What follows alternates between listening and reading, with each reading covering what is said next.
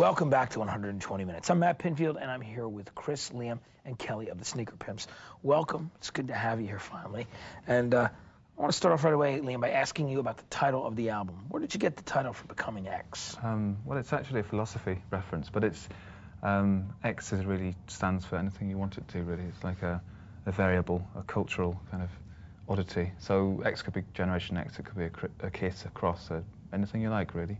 Yeah, I see. All right, Kelly, tell me a bit about how you came together with Chris and Liam.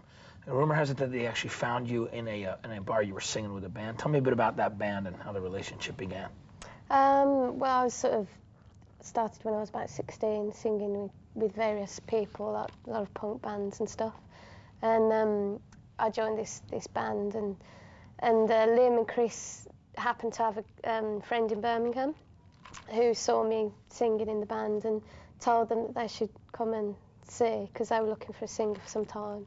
And so they saw me and invited me to go up north to where they were recording, and just, it was very casual, very easy sort of thing. I'd sing a few songs with them.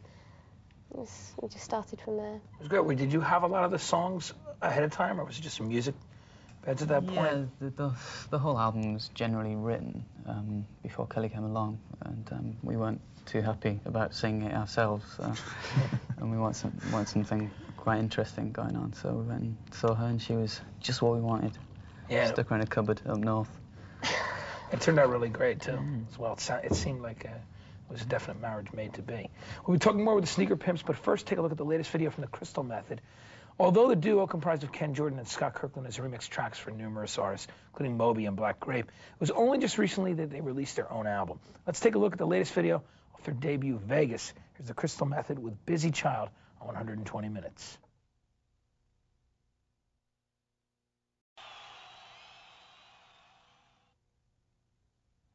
From the forthcoming album, Dead Elvis, that was Death in Vegas with Dirt. Matt Pinfield here, and I'm talking with the Sneaker Pimps. Now, Six Underground was the first single, and the video, Toby directed that video, right? Yeah, and tell me about how you hooked up with him. And you'd said to me off camera before that it wasn't nearly as expensive as it ended up looking. Yeah, Chris, tell me a bit about it. It's very successful in that respect. But we just wanted someone new and up and coming, and someone interesting, and he seemed to be the guy. We saw, his showreel and things like that. Looked good. Now, is it true that Roger Moore's son did a cameo in the video? He's the one with his chest out, isn't he? No. Is it really? Yeah, it was. Under some alias. It was Roger Moore's son.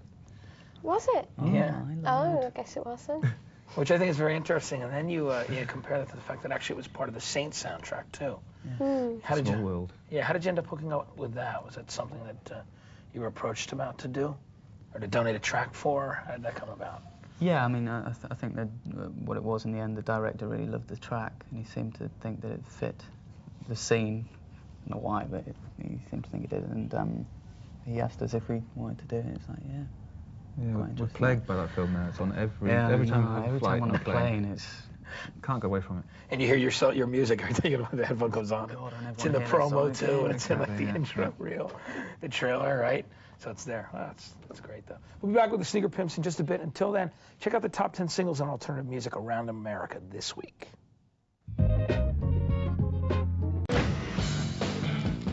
Welcome back to 120 Minutes. I'm Matt Pinfield, hanging out here with the Sneaker Pimps.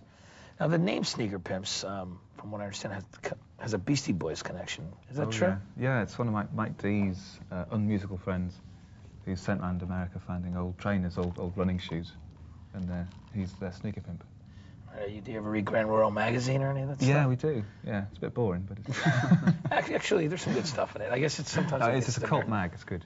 Yeah, that's really cool. Anyway, tell me about working with Flood and Nelly Hooper. Now, they've had a lot of connections. I mean, Nelly, of course, working on that first Bjork solo record, and Soul to Soul, and Flood, of course, being everywhere from Nine Inch Nails, and there's been tons of bands. Tell me a bit about picking them as producers.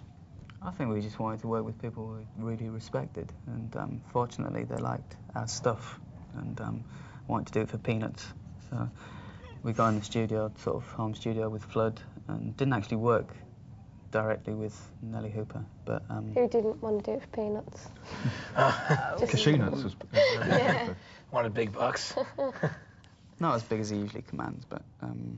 no, the Flood experience was very, very pleasing, because it was just this sort of basic setup, and he was really cool and really down to earth. And he liked wine. He liked wine. Well, that's red or white? What Red. Was he was a Bordeaux man. Bordeaux man. So it was a good time during the sessions. Absolutely. All right. Right now, let's take a look at your first video from your debut album, Becoming X. It's the Sneaker Pimps right now with 6 Underground in 120 minutes. Check it out.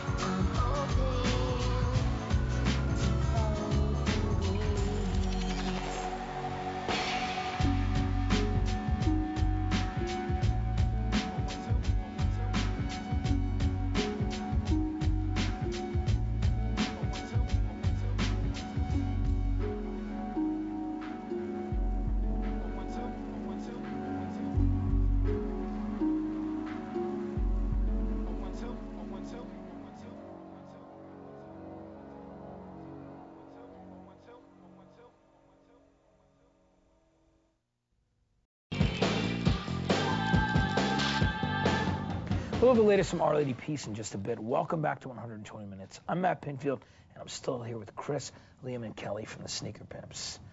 And I want to talk to you about the Spawn soundtrack. You got involved in that one with doing a duet with Marilyn Manson. Now, of course, these are the same people at Immortal Records who put together the Judgment Night one years ago and put a lot of bands together. Tell me a bit about that experience. It was a good idea.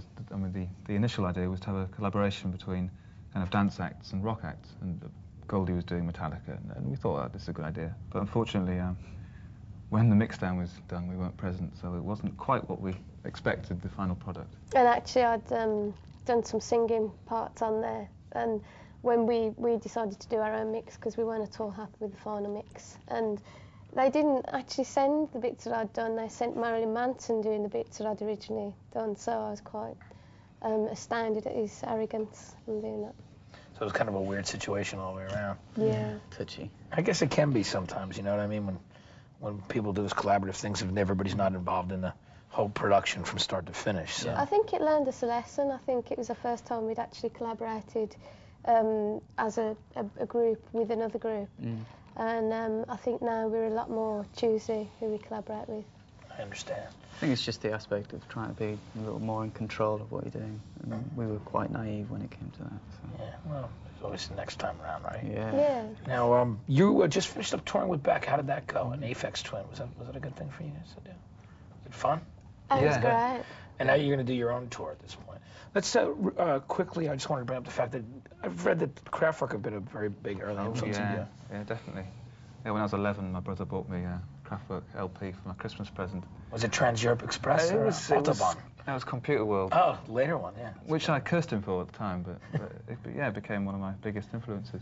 You put it on, you heard Ich nie Sunshine, you're like, what's going on? And then it's you numbers, to you. absolutely. Yeah. But yeah, they're the boys. Oh, it's nice. We got to check them out. Where was it again? One of the festivals. Yeah, Tribal festival, Gathering. yes. Ah, it was a tribal gathering. But I like their sense of humour. Yeah. Hey, they've definitely had that one look that, without a question, they'll always be known for over the years. Listen, I want to thank you for coming by. It was good to have you.